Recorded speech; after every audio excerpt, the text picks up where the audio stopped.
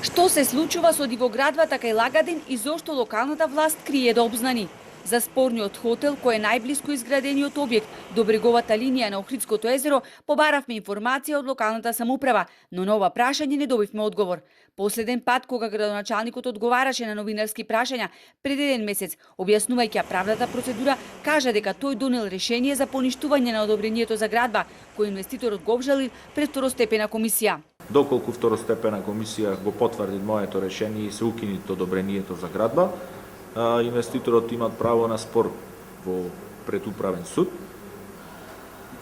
А доколку се прифати жалбата на инвеститорот, моето решение за прогласување на одобрението за градба за ништовно нема да важи. И последен акт кој што ќе го имаме таму ќе биде одобрението за градба. Меѓутоа, инвеститорот не смее да гради затоа што е постапка во тек.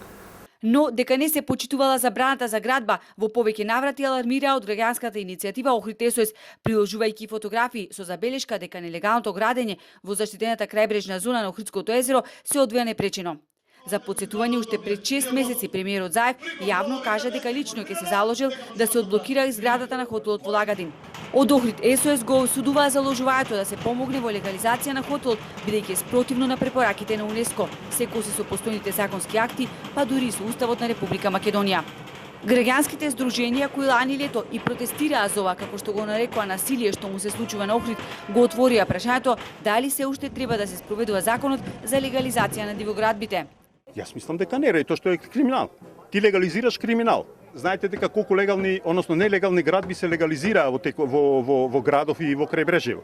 Се само се продолжува законот за легализација со некакви си нови продолжувања и се легализираат градби кои што се изградени некаде после 2010-2011 година. На Охридското крајбрежје и градот под УНЕСКО му се случува катастрофа, а никој не реагира. Охрид повеќе нема капацитет да издржи оваа непланска урбанизација во која се гуши. Безумно се приграбува секоја слободна површина. Реагираат невладините здруженија.